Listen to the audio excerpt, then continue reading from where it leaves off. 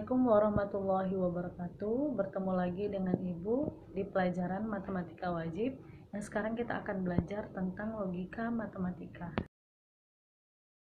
Logika matematika atau logika simbol adalah logika yang menggunakan bahasa matematika, yaitu dengan menggunakan lambang atau simbol.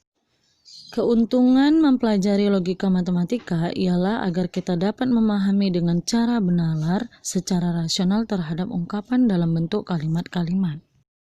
Nah, dalam logika matematika ada beberapa hal yang perlu kita ketahui sebelum memasuki pembagian logika matematika. Di antaranya yaitu satu, kalimat terbuka, dan yang kedua adalah kalimat tertutup. Oke, yang pertama adalah kalimat terbuka. Kalimat terbuka adalah kalimat yang tidak mempunyai nilai kebenaran yang pasti. Dan kalimat terbuka ini tidak dapat ditentukan benar atau salahnya dari kalimat tersebut. Misalnya, yang pertama 2 tambah X sama dengan 5. Dan yang kedua adalah Y adalah seorang presiden. Dan yang ketiga adalah kapan Amir menemui Joko. Nah, dari ketiga contoh tersebut ada dilambangkan sebagai pertama X, Y, dan yang kedua kapan Amir menemui Joko. Nah, dari ketiga pernyataan tersebut tidak dapat kita tentukan nilainya dari apa itu X dan apa itu Y serta kapan Amir menemui Joko. Nah, bagaimana supaya kalimat tersebut menjadi pernyataan dan mempunyai nilai kebenaran? Maka variabelnya dapat kita ganti dengan himpunan penyelesaiannya. Contohnya yang pertama, 2 tambah X sama dengan 5. Maka X-nya itu kita dapat gantikan menjadi berapa? 3. Jadi 2 tambah 3 itu sama dengan 5. Nah, itu dapat dinyatakan dengan kebenarannya. Dan itu dapat dikatakan dengan pernyataan. Begitu juga dengan contoh seterusnya. Nah, yang kedua adalah kalimat tertutup atau disebut juga dengan pernyataan. Apa itu kalimat tertutup? Kalimat tertutup adalah kalimat yang sudah pasti mempunyai nilai benar dan sudah pasti memiliki nilai yang salah. Nah, misalnya yang pertama, 10 adalah bilangan yang genap. Dan yang kedua adalah Medan adalah ibu kota provinsi Sumatera Utara. Nah, dari kedua pernyataan ini dikatakan benar bahwa 10 itu adalah bilangan genap dan Medan merupakan ibu kota provinsi Sumatera Utara. Nah, jadi dari kedua pernyataan ini dapat dikatakan dengan kalimat tertutup atau disebut juga dengan pernyataan. Jadi sudah jelas ya perbedaan antara kalimat terbuka dan kalimat tertutup.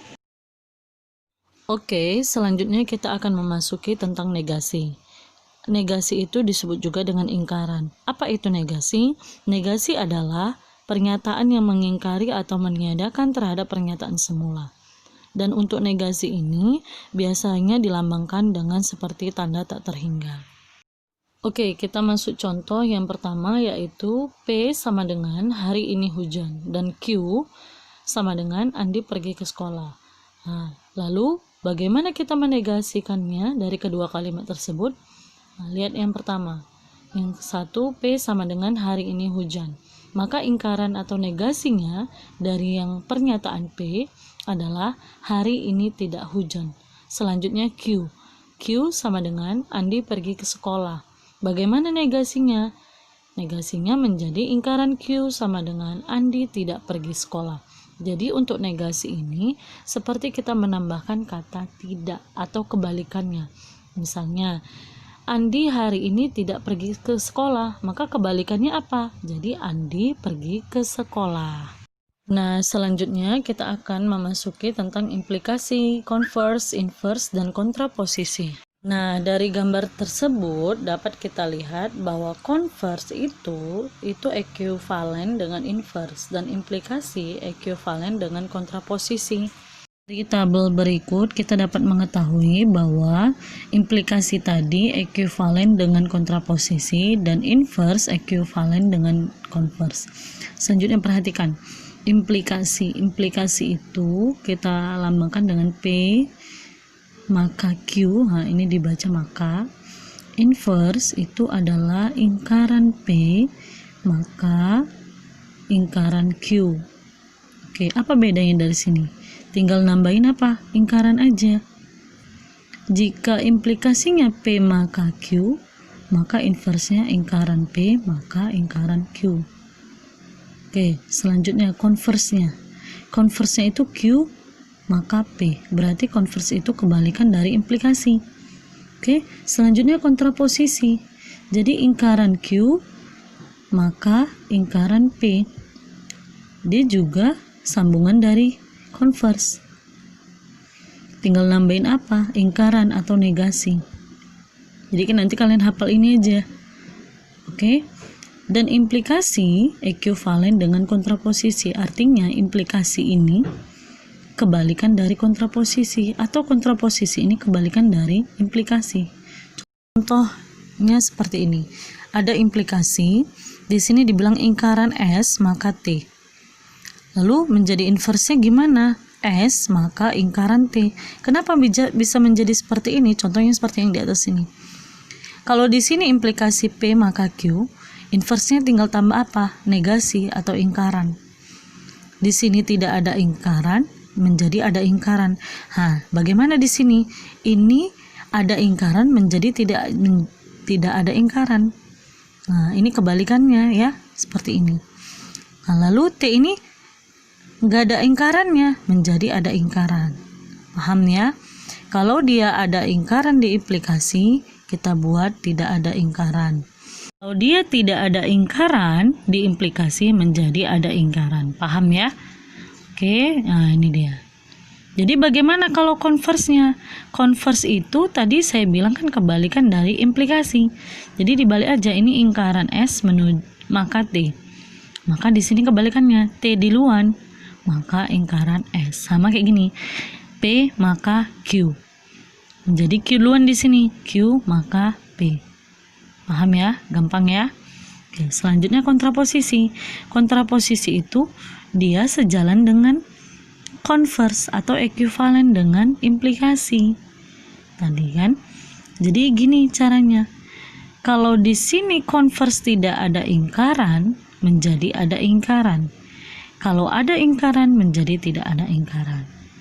Jadi gini, ini joinannya ini joinan ini.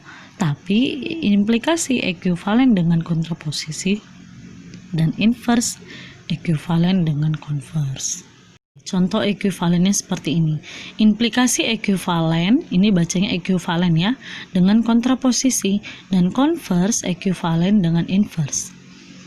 Contoh, implikasi ekuivalen dengan kontraposisi. Ingat, implikasi tadi kan rumusnya P maka Q. Itu bisa kalian lihat di tabel yang tadi yang Ibu berikan ya.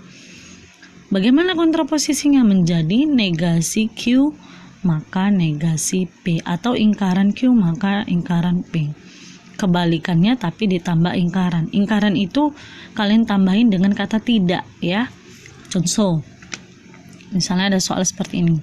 P sama dengan jika saya naik kelas, Q-nya maka ayah akan mengajak saya ke Jakarta. Jadi ini kalimat implikasi. Kita buat ini menjadi kalimat implikasi. Ingat, kalimat P tadi jika saya naik kelas.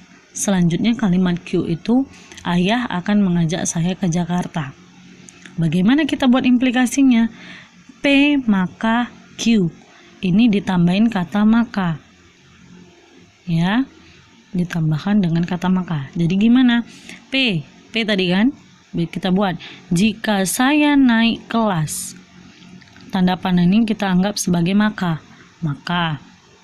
Q apa kalimatnya?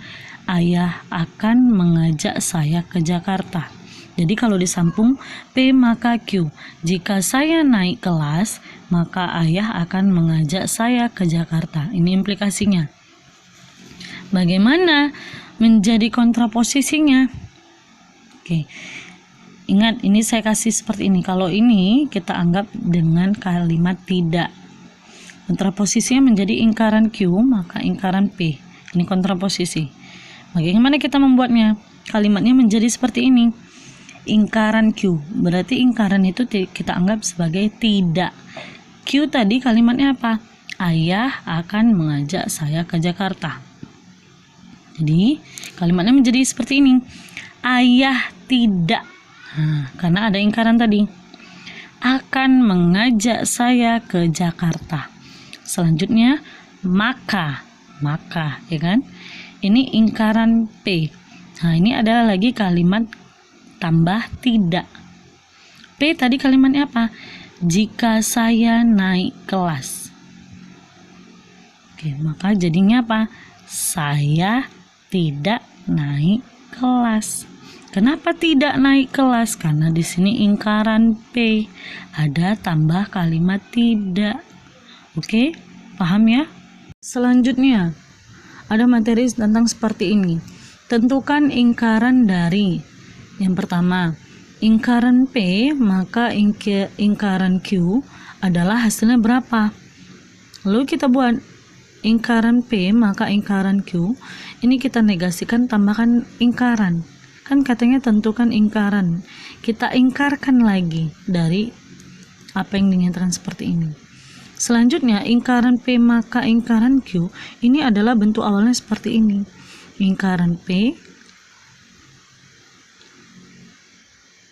disjungsi Q.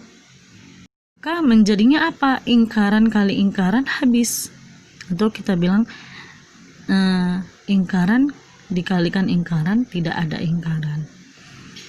Ingkaran dikali disjungsi menjadi konjungsi. Disjungsi itu sebenarnya kalimatnya nanti kalian akan jumpai di materi selanjutnya. Jadi ingkaran dikali Q maka ingkaran Q. Paham ya? Ingkaran dikali ingkaran, ingkarannya tidak ada menjadinya. Selanjutnya ingkaran dikalikan Q maka menjadi ingkaran Q. Paham ya? Selanjutnya yang kedua, ingkaran P maka ingkaran Q. Ini kita buat lagi. Bagaimana ingkarannya? Kita kalikan ingkaran. Ingkaran kali ingkaran, tidak ada ingkaran. Jadi ingkaran kali ingkaran P menjadi P. Maka tetap ingkaran dikali ingkaran Q menjadi Q. Jadi ingkaran dari ingkaran P maka ingkaran Q adalah P maka Q. Contoh. Contohnya ya, yang pertama, jika ibu di rumah, maka saya pergi ke sekolah. Lihat, kita anggap kalimat P itu adalah ibu di rumah. Selanjutnya Q, saya pergi ke sekolah. Ini menjadi kalimat Q. Bagaimana ingkarannya? Ini kan kalimatnya jika ibu di rumah, P, maka kalimatnya seperti ini. Saya pergi ke sekolah, P maka Q. Lalu kita buat ingkarannya. Ingkaran kali P, nah ini. Ingat, P maka Q itu bentuk aslinya dia seperti ini. Ingkaran P disjungsi Q. Jadi ingkaran kali ingkaran P maka hasilnya P. Ingkaran dikali disjungsi menjadi konjungsi. Kebalikannya. Ingkaran kali Q, ingkaran Q. Maka kalimatnya gimana? Lihat, jika tetap P kan? P tadi kalimatnya apa? Ibu di rumah. Oke, ibu di rumah. Ini konjungsi. Konjungsi itu berarti kalimatnya dan. Dari maka menjadi dan. Ini sebenarnya atau di sini. Disjungsi ini atau dan konjungsi ini adalah dan. Dan ingkaran Q. Q tadi kan saya pergi ke sekolah, tapi ada ingkarannya. Berarti ada tambah kalimat tidak. Berarti saya tidak pergi ke sekolah. Oke, selanjutnya yang kedua. Jika ada api, maka ada asap. P-nya itu kita anggap ada api. Maka berarti tanda seperti tanda panah ya. Oke. Q ada asap. Oke, kita buat lagi ingkarannya. Ingkaran P maka Q. P ini adalah ini tadi ada asap. Jika ada asap, maka ini maka dibaca ya. Jika ada api, maka ada asap. Ya kan? Bagaimana ingkarannya? Kita buat lagi seperti tadi di awal. P maka Q itu bentuk umumnya seperti ini. Menjadi apa negasinya? P konjungsi ingkaran Q. Jadi kalimatnya apa? P tadi apa? Ada api. Ada api, ini dibaca dan. Ingkaran tidak ada asap. Oke? Seperti inilah contoh dari ekuivalen, implikasi, inverse, konvers, dan kontraposisi, dan bagaimana kita membuat ingkarannya.